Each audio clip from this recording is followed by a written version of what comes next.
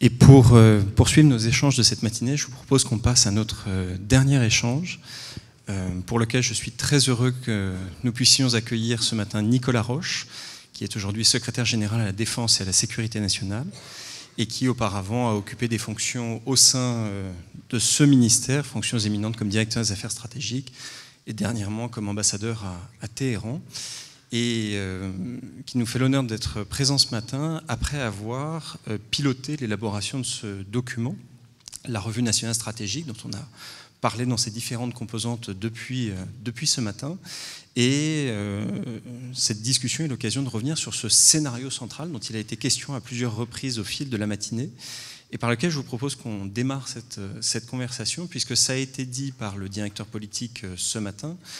Ce choix de se centrer sur un scénario central est extrêmement important d'un point de vue méthodologique dans ce document. C'est aussi une nouveauté, et c'est aussi en termes de conséquences pratiques quelque chose de tout à fait majeur, puisque ça a pu être dit par d'autres intervenants ce matin, c'est ce scénario qui a une portée dimensionnante pour notre appareil d'État. Donc je voulais commencer par cette question, simplement vous demander de revenir sur ce scénario qui a pu être abordé, ses raisons méthodologiques et ses conséquences pour notre appareil d'État. Voilà, je vous laisse la parole. Merci beaucoup. Merci. C'est donc une question qui porte sur la totalité de la revue stratégique, et qui va donc me permettre d'y répondre en plusieurs temps. D'abord pour revenir d'un mot sur la méthode, comme vous l'avez dit. Dire un mot de la substance et puis de ce qui est devant nous en termes d'action, et y compris d'action opérationnelle. La méthode, elle a été choisie en fait fondamentalement par le président de la République quand il a confié au SGDSN le soin de coordonner le travail d'élaboration de la Revue nationale stratégique dans ses vœux aux armées en janvier, et que mon prédécesseur Stéphane Bouillon, à qui je veux rendre un hommage appuyé ici, et toutes ses équipes ont mis en place.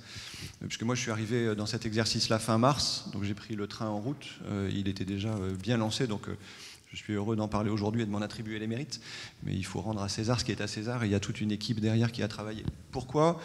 Finalement, si vous reprenez l'histoire de ces exercices, livre blanc ou revue nationale stratégique, vous avez deux grands modèles possibles. Soit vous créez une commission dans laquelle vous avez des experts, des personnalités diverses et variées qui vous permettent d'avoir une très grande diversité, mais généralement ça vous prend entre 1 an et 1 an et demi. Soit vous confiez à une administration le choix de faire une revue stratégique, et puis vous bouclez ça en quelques mois.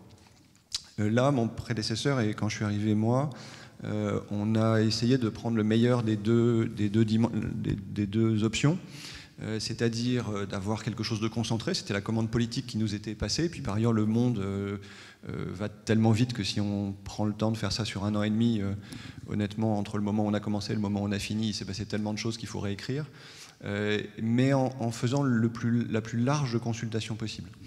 C'est l'une des prérogatives et des caractéristiques du SGDSN, c'est que c'est une machine à coordination interministérielle, et donc ce qu'on a fait, c'est on a fait ça à 3 niveaux. On a fait une première coordination qui est une vraie coordination interministérielle. Ce que vous avez sur la table, en termes de documents de revue nationale stratégique, n'a pas été préparé par le SGDSN en chambre. Il a été préparé par la totalité des ministères qui ont chacun contribué à l'élaboration de la réflexion, à la rédaction, au choix, aux options. Et quand je dis chacun des ministères, ce n'est pas les grands ministères régaliens simplement, c'est la totalité des ministères qui y ont contribué. Et qui, in fine, ont amené des options, y compris parfois des choix qui ont été faits et entérinées par nos autorités politiques, comme c'est normal, dans le cadre d'un conseil de défense et de sécurité, qui ont finalisé ensuite le document qui a ensuite été publié le 14 juillet. Cette première étape interministérielle est très importante parce qu'elle a visé à incarner cette dimension d'une revue de défense et de sécurité nationale, et qui est donc la partie haute, je dirais, du scénario sur lequel je vais revenir.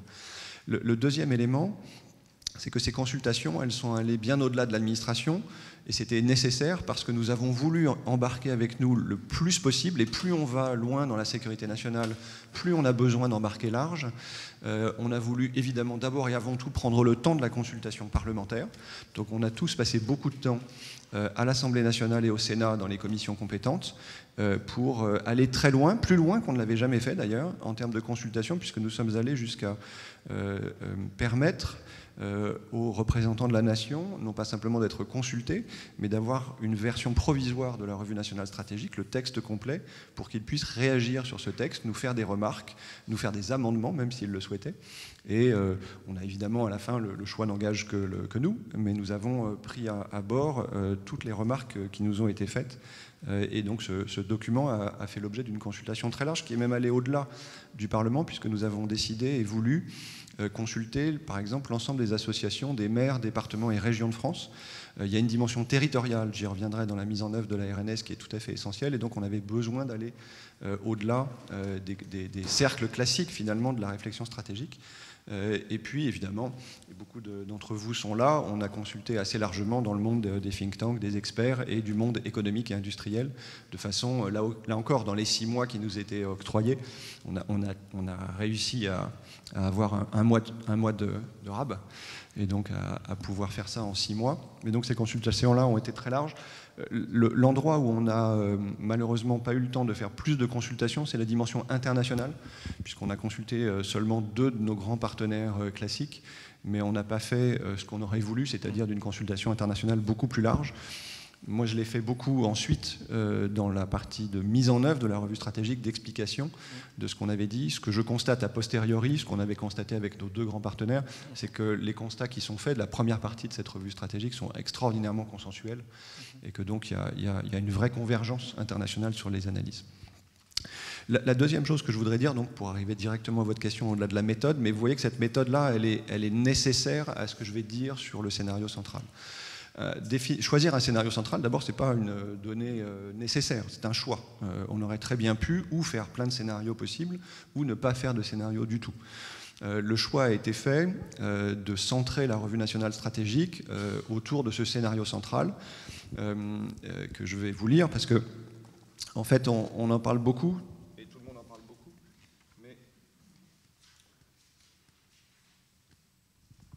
Mon expérience de haut fonctionnaire et de chartiste, c'est qu'on ne va jamais au texte. Et donc moi, je reviens toujours au texte, et donc je vous renvoie au paragraphe 112 de la revue stratégique qui dit « L'hypothèse d'une participation des armées françaises à une guerre majeure de haute intensité dans le voisinage de l'Europe et le risque d'actions concomitantes déstabilisatrices de nature hybride pour la sécurité intérieure de la France atteignent un niveau inégalé depuis la fin de la guerre froide. La menace d'une guerre conventionnelle majeure sur le territoire national et hexagonal n'est en revanche pas considérée comme crédible. » Le scénario central, c'est ça. Et donc, vous voyez que dans ce scénario central, il y a 2 parties. Il y a une partie qui s'appelle la guerre et une deuxième partie qui s'appelle les agressions hybrides sur le territoire national. C'est simple à dire, mais il vaut mieux que ça soit dit et lu comme tel. Plusieurs remarques de substance sur ce scénario central.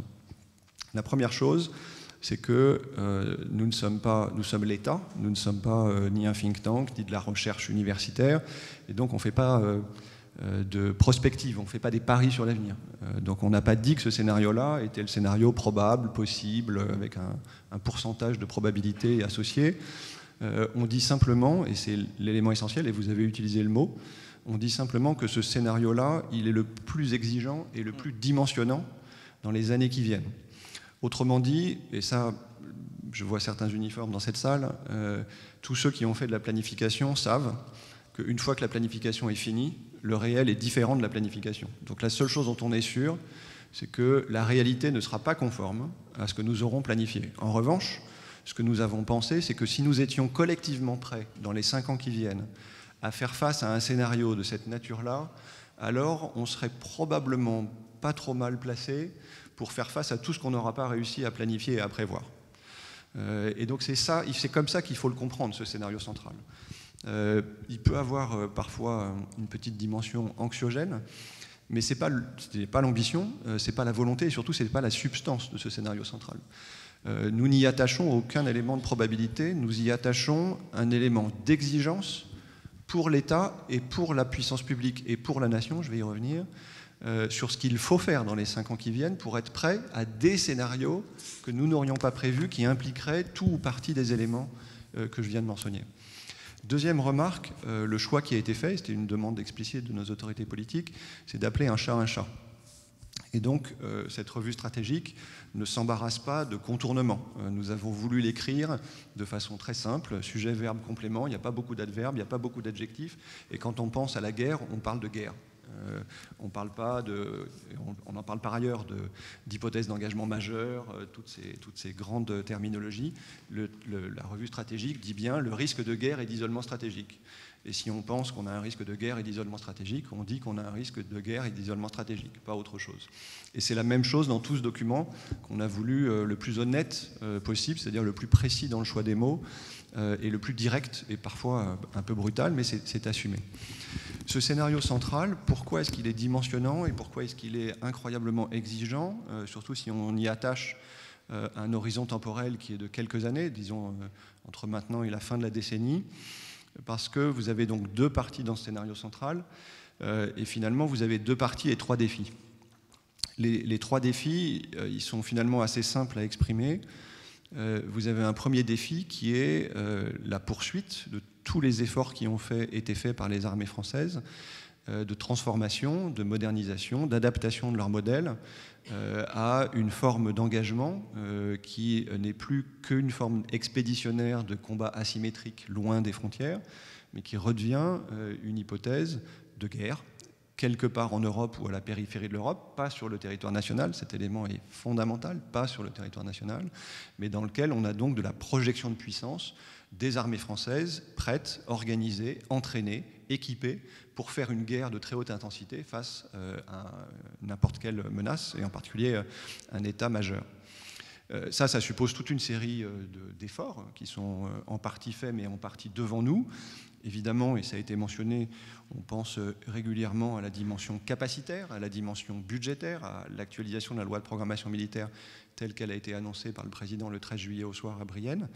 Mais il y a beaucoup d'autres sujets sur l'accélération de nos capacités d'acquisition, sur l'innovation, sur la rapidité, la masse, le bas coût, la technologie du bas du spectre, si je puis dire, importé du domaine civil. Donc il y a beaucoup de choses dans le domaine militaire et des armées qui sont devant nous et que à la fois nos chefs militaires et nos autorités politiques ont en tête très clairement dans la mise en œuvre de cette première partie de la revue stratégique. La deuxième partie, elle porte sur le deuxième défi, il porte sur l'autre partie du scénario central, qui donc est un défi du théâtre national, un défi de la sécurité nationale, un défi de la résilience nationale, et qui nous ramène à la stratégie nationale de résilience, telle qu'elle a été construite, pensée, organisée depuis maintenant plusieurs années. Nous sommes, nous, à GDSN, un peu la tour de contrôle de la coordination interministérielle de cette stratégie de résilience, qui comprend toute une série de choses. Mais il faut faire attention dans ces affaires-là que les défis auxquels on est confronté, ce n'est pas des grands défis conceptuels pour le coup, c'est des défis de l'action et de l'opération. Quand on parle d'agression hybride, et le mot hybride a été choisi et on l'a gardé dans la revue nationale stratégique, même si parfois il prête à confusion, et donc il faut en fait revenir des grands concepts au réel très simple. Ce que ça signifie, c'est attaque cyber, c'est agression informationnelle, c'est sabotage, c'est espionnage, c'est guerre économique et technologique et rupture d'approvisionnement.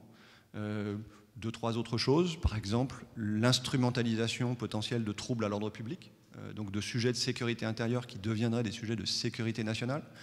C'est ces choses qui sont incroyablement concrètes, pratiques, opérationnelles, dont on parle dans cette deuxième partie sur la résilience nationale. Et donc la question, c'est comment est-ce que dans les 5 ans qui viennent, dans les quelques années qui viennent, l'ensemble de la nation va être prête à faire face à des agressions qu'on connaît déjà aujourd'hui de façon ponctuelle. Il y a des attaques cyber, il y a des agressions informationnelles, il y a du sabotage, il y a de l'espionnage, il y a des risques sur la sécurité nationale liés à des ruptures d'approvisionnement. Toutes ces choses-là existent. Ce que dit la revue nationale stratégique dans son scénario central, c'est qu'il faut se préparer à ce que tout ça arrive en même temps à un niveau beaucoup plus élevé qu'aujourd'hui.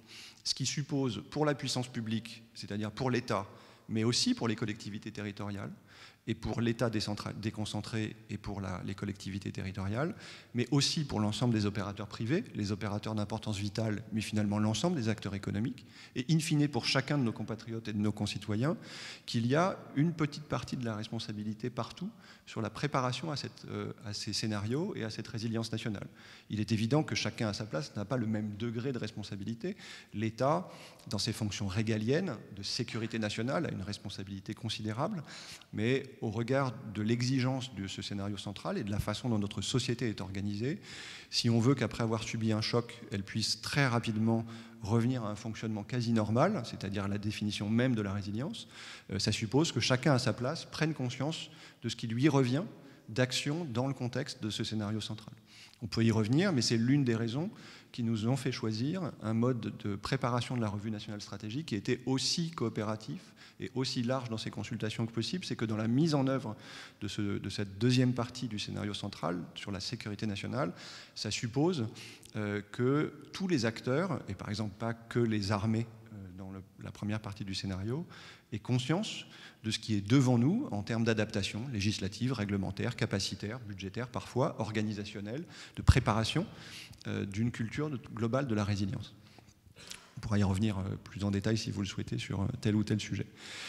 Ça, c'est les deux parties du scénario central, donc deux défis, mais en fait, il y en a un troisième, c'est qu'il faut faire tout ça en même temps. Et que donc il y a un enjeu et un défi de coordination et d'intégration civilo-militaire entre les deux parties, puisque le caractère le plus dimensionnant de ce scénario central, c'est qu'il faut se préparer à une option dans laquelle ces deux choses-là arrivent en même temps, dans le même pas de temps. Si vous y pensez une seconde à ce que ça implique comme dimensionnement, ça veut dire qu'en même temps, vous auriez une manœuvre de nos armées engagées vers un conflit ou vers une forme de guerre, avec une manœuvre logistique. Tout ça, ça nous ramène à des concepts bien connus dans les organisations internationales, et en particulier à l'Union européenne et à l'OTAN, qui sont ceux de Host Nation Support, c'est-à-dire de soutien de la nation hôte. Vous avez toute une série de questions qui sont là encore incroyablement concrètes et opérationnelles, logistique, transport, santé, communication, qui font que vous avez un mouvement des armées qui devrait être enclenché et qui va peser sur le territoire national et qui va mobiliser des ressources du territoire national qui seront diverties de leur mission habituelle en soutien d'une manœuvre des armées.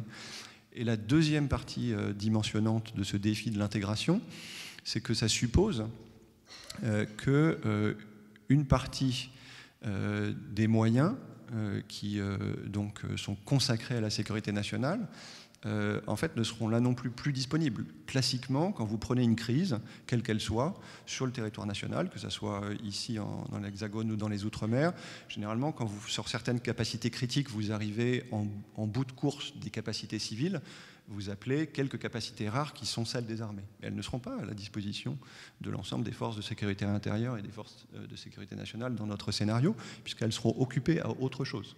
Et donc, il y a aussi besoin de repenser la façon dont on organise la sécurité nationale entre l'ensemble des échelons de responsabilité de l'État jusqu'aux citoyens, en passant par toute la chaîne. Et cette intégration civilo-militaire, cette intégration nationale de tous les éléments qui vont concourir à la sécurité nationale pose des questions de planification, de coordination, de gestion de crise qui sont tout à fait spécifiques. Et c'est pour ça que je dis qu'on a un scénario central en deux parties, mais qui nous amène à avoir trois grands défis dans la mise en œuvre de la revue nationale stratégique dans les années qui viennent. Et on s'est fixé un pas de temps qui est celui de la fin de la décennie, parce qu'il faut bien se fixer un pas de temps, avec tout ce que ça a un petit peu d'arbitraire, mais aussi parce qu'on sait que tout ça, ça suppose, dans les trois défis, sur la partie proprement militaire, sur la partie sécurité nationale et sur la partie intégration civilo-militaire, toute une série de choses très précises qui prennent un petit peu de temps à faire. Donc c'est ça qui est devant nous. Il y a beaucoup de choses qui dépendent de nous, c'est-à-dire de nous l'État, c'est-à-dire de nous la puissance publique, c'est-à-dire de nous l'ensemble de la nation française. Et c'est le dernier point, mais évidemment, et c'est pour ça que la revue nationale stratégique, quasiment dans chacune de ses pages, contient une dimension européenne et internationale. Rien de tout ça n'est à l'échelle uniquement de la nation et de la France. Donc il y a évidemment une manœuvre européenne et internationale, transatlantique et internationale, à mettre en œuvre. Je ne vais pas entrer plus avant dans le détail ici, ce qui est l'une des nombreuses raisons pour lesquelles dans les 11 objectifs stratégiques, il y en a 3 qui sont consacrés à la dimension internationale, européenne, transatlantique et internationale. C'est l'une des raisons, parce qu'on a besoin, pour faire le lien avec le panel précédent, on a besoin pour faire tout ça de continuer à penser les disruptions nécessaires. Et ça suppose que, et dans le champ des sciences dures et dans le champ des sciences humaines et sociales, on fasse un effort particulier du côté de la recherche, ce qui a justifié, et c'est l'une des quelques innovations de cette revue nationale stratégique, qu'on ajoute un 11e objectif stratégique aux 10 précédents, qui portent précisément sur les enjeux de la recherche.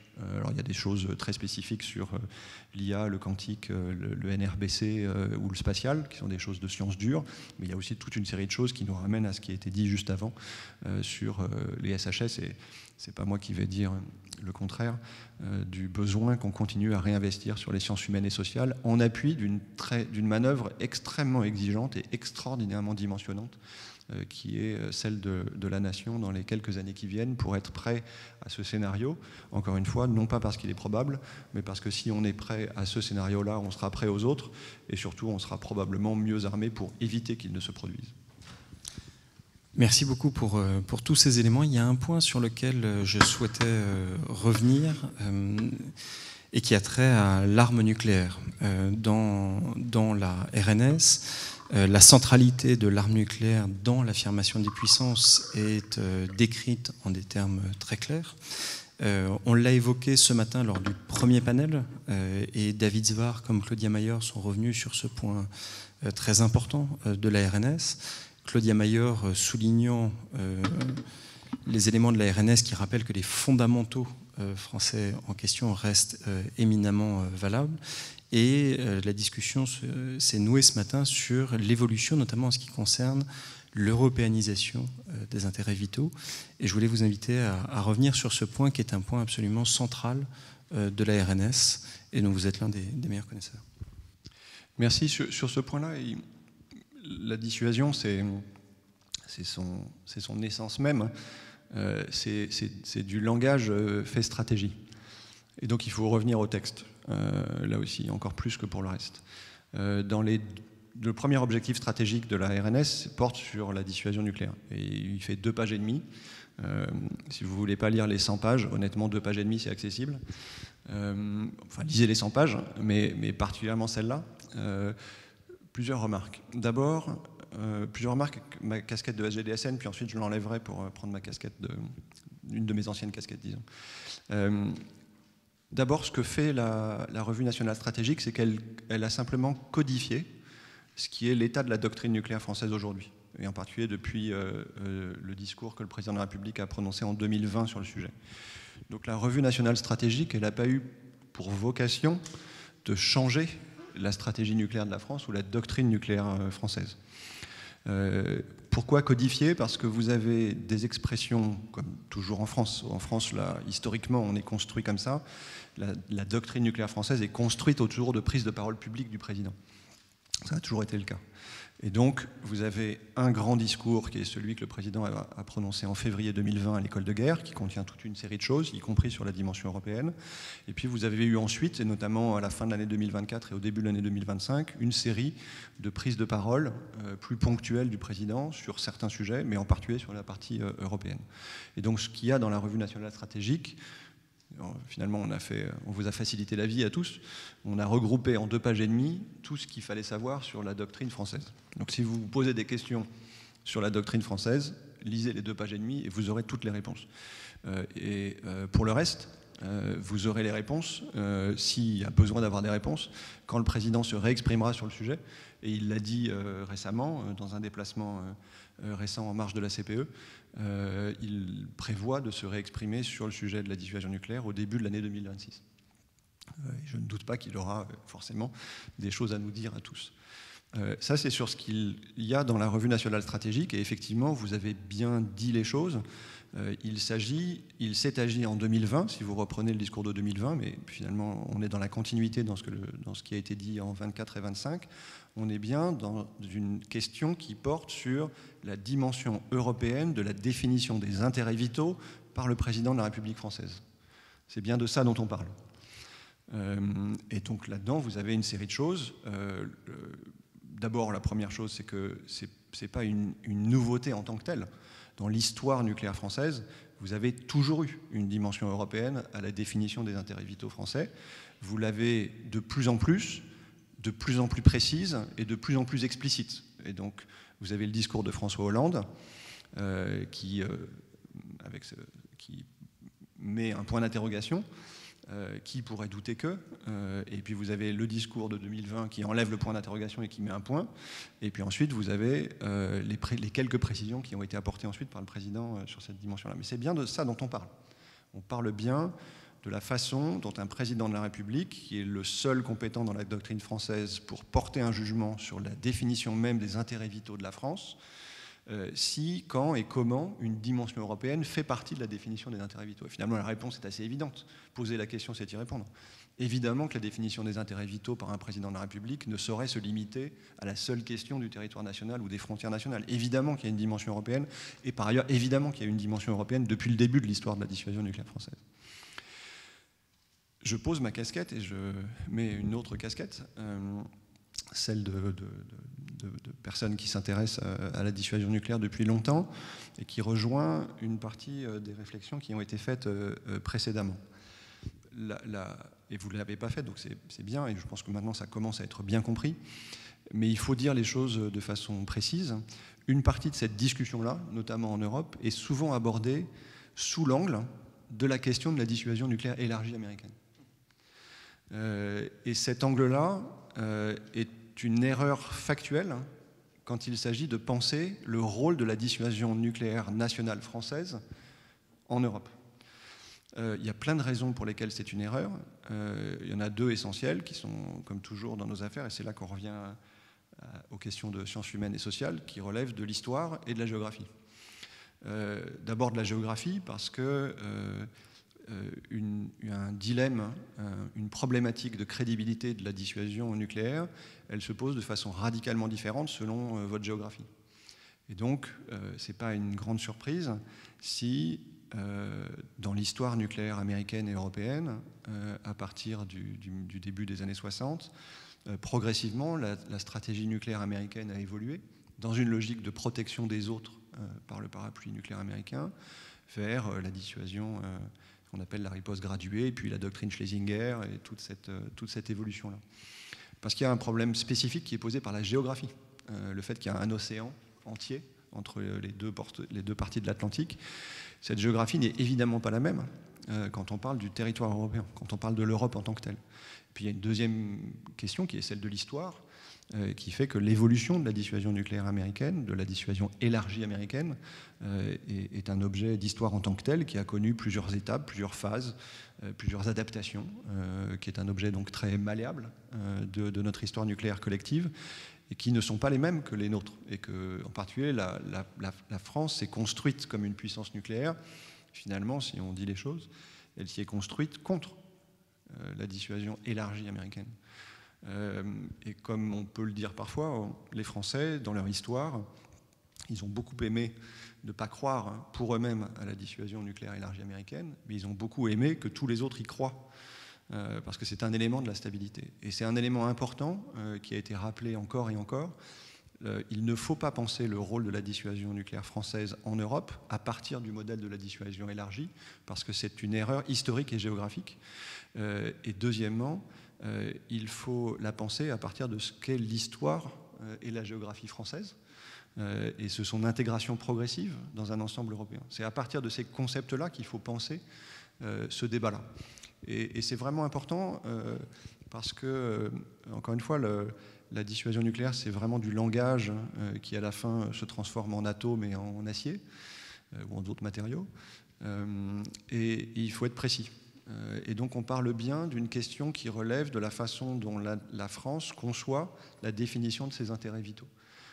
Et finalement, dans l'histoire, si vous reprenez 1974, Ottawa, déclaration des Chequers en 1995, la dernière déclaration qui va une étape plus loin dans le dernier sommet franco-britannique, toutes ces choses-là, finalement, ça fait des décennies que collectivement on réfléchit à la façon dont la dissuasion nucléaire française, et d'ailleurs la dissuasion nucléaire britannique, ont un rôle propre dans la sécurité de l'Europe. C'est des choses tellement anciennes que, je ne sais pas si les gens ici le savent tous, mais la déclaration de 1974 d'Ottawa, qui donc dans l'OTAN définit quel est le rôle propre de la dissuasion française et britannique nationale dans la stratégie de l'OTAN, c'est une déclaration qui avait été négociée par un diplomate américain qui s'appelait Donald Rumsfeld à l'époque et un diplomate français qui s'appelait François de Rose, et qui sont arrivés à ce compromis de la négociation, en particulier sur le mot propre, un rôle propre, qui a fait l'objet ensuite de tout ce qu'on a connu. Donc il faut, sur ces questions de dissuasion nucléaire, de ce que c'est comme élément central pour la France, de comment ça s'articule avec le reste des stratégies nucléaires et conventionnelles d'ailleurs, occidentales, toujours revenir au sens précis des mots, au texte, et puis toujours réintroduire ces deux dimensions historiques et géographiques pour qu'on arrive à avoir un débat apaisé et surtout conforme à la réalité. Merci beaucoup. Avant qu'on passe aux questions de la salle, je rebondis sur une question qui a été posée dans un précédent panel concernant la Chine, puisque depuis ce matin, on a eu l'occasion de parler à plusieurs reprises de l'évolution de la posture américaine. On a parlé à travers le scénario central et des échanges qu'on a pu avoir ce matin de la Russie.